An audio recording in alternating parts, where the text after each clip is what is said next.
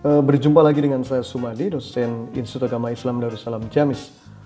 Pada kesempatan kuliah ini, di video ini, saya akan menyampaikan secara singkat genealogi epistemologi feminisme Islam. Di kuliah sebelumnya, di video sebelumnya, saya sudah sampaikan tentang genealogi epistemologi feminis secara umum. Nah, pada video singkat ini saya akan sampaikan genealogi epistemologi yang secara khusus, yaitu feminisme Islam. Nah, di kuliah sebelumnya atau video sebelumnya saya juga sudah sampaikan bagaimana aliran-aliran feminisme ya secara singkat dan pemikirannya, dan di mana sesungguhnya feminisme Islam dalam berbagai aliran feminisme di dunia. Radikal, liberal, marxis, sosialis, dan Islam ada di sana. Sehingga Islam merupakan salah satu varian dalam epistemologi feminis. Nah, bagaimana sesungguhnya dalam dunia akademik Islam epistemologi feminis itu dibangun? Nah, kesetaraan gender telah mendapat sambutan yang sesungguhnya cukup bagus dan kuat dalam dunia akademik Islam. Nah, feminis itu mulai dari kajian untuk memperkuat existing disiplin ilmu, kemudian menjadi varian paradigma, atau bahasa lainnya pendekatan, atau bahasa lainnya perspektif ilmu. Sehingga berbagai kajian-kajian selalu ada perspektif feminis di dalamnya yang menggunakan epistemologi feminis. Misalkan kajian tafsir, kajian fikih, kajian pemikiran Islam, kajian komunikasi Islam, kajian sosiologi Islam, kajian antropologi Islam, itu di dalamnya memuat tentang perspektif feminis atau epistemologi feminis di dalam pencarian kebenarannya. Nah, kemudian ya, walaupun sesungguhnya telah mendapat sambutan yang baik dan positif di dalam dunia akademik dalam pengembangan epistemologi feminis Islam, tapi memang masih kajian berdasar feminis Islam itu masih menjadi yang marginal. Nah, karena apa? Karena di sisi lain juga ada pengaruh konservatisme yang masuk ke ranah akademik Islam, yang itu masih menjadi tantangan pengembangan epistemologi yang berkesetaraan gender. Nah, kelompok konservatisme akademik ini menganggap bahwa kesetaraan gender sebagai logika sesat atau akademik yang cacat gitu. Yang kedua, pendekatan feminis dengan alat analisis gender dianggap sebagai liberalisasi dalam keagamaan dan infiltrasi barat. Kemudian ketiga, feminisme ditempatkan sebagai musuh Islam yang dapat membahayakan tatanan masyarakat Islam. Respon-respon itu misalkan ini ya yang tertuang dalam berbagai media online. Judulnya juga kesesatan paham gender menurut Islam. Ini respon-responnya. Atau misalkan pembodohan akademis menjadi konstitutif. Ya, itu anggapan-anggapan konservatisme terhadap feminisme Islam. Nah, problem konservatisme ini sesungguhnya juga telah mendapat tanggapan dari para scholar muslim. Ya, misalnya ada Margot Bardan, Asma Barlas, Aminah Wadud, Fatimah Mernissi, Lois Lamia Al-Faruqi, yang mereka memberi kesimpulan atas kritiknya ya, bahwa telah berabad-abad kaum muslim itu membaca teks Al-Quran secara bias. Bagi para intelektual ini dan yang sependapat dengan mereka seperti Nasaruddin Umar, Syafiq Hasim, bahwa teks-teks sekunder seperti kompilasi hadis dan kitab-kitab fikih itu sesungguhnya mengandung banyak muatan yang bertentangan dengan semangat teks Al-Quran yang membebaskan perempuan.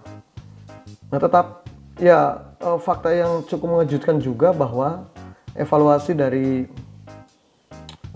Kementerian Pemberdayaan Anak, Kementerian Pemberdayaan Perempuan dan Anak, dan Kementerian Agama RI menunjukkan bahwa bahan ajar yang bias gender itu masih terdapat pada sekira 3.000 perguruan tinggi di Indonesia, yang sepertiga atau sekira 900-nya adalah di perguruan tinggi Islam.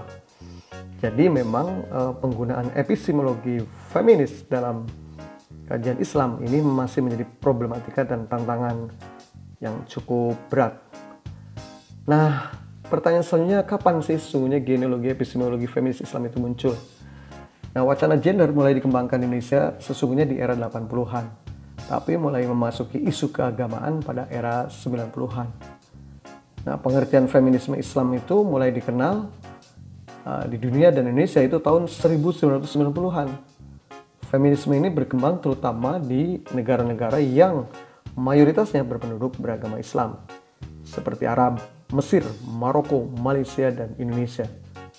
Nah, kekhasan feminisme Islam adalah apa? Yaitu berupaya untuk membongkar sumber-sumber permasalahan dalam ajaran Islam dan mempertanyakan penyebab munculnya dominasi laki-laki atau laki-laki, atau bahasa lainnya itu namanya androsentris dalam penafsiran Al-Quran, hadis, dan karya-karya ulama.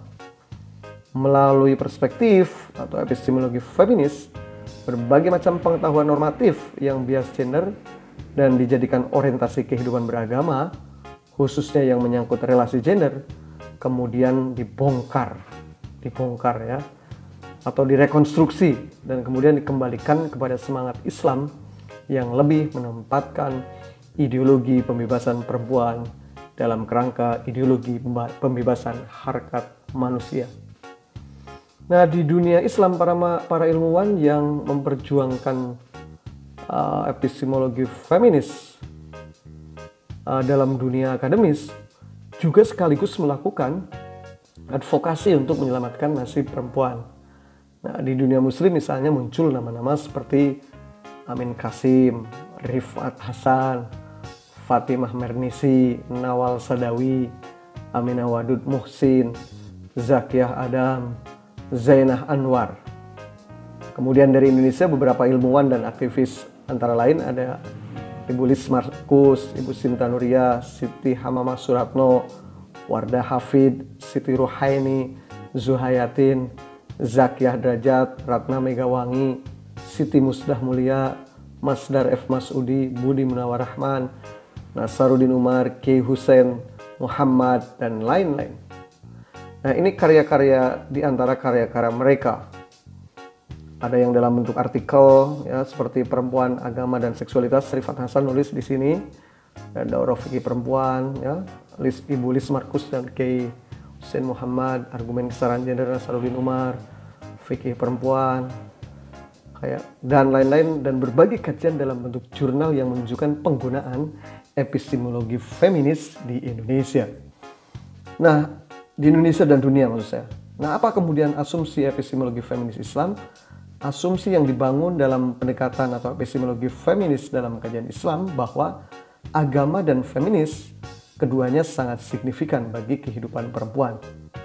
Feminisme memberikan perhatian pada totalitas kehidupan manusia sampai tingkat terdalam dengan dibantu oleh berbagai disiplin ilmu seperti teologi, sosiologi, antropologi, filsafat, dan komunikasi.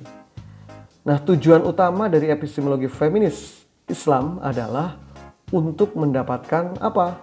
Persesuaian pandangan agamawan dan feminis, sehingga akan tercipta kehidupan yang penuh keramahan dan kesetaraan, yang tidak membedakan jenis kelamin secara budaya, sosial, tafsir dalam kerangka epistemologi feminis, sehingga tidak ada lagi yang terdiskriminasi apapun jenis kelaminnya, khususnya perempuan.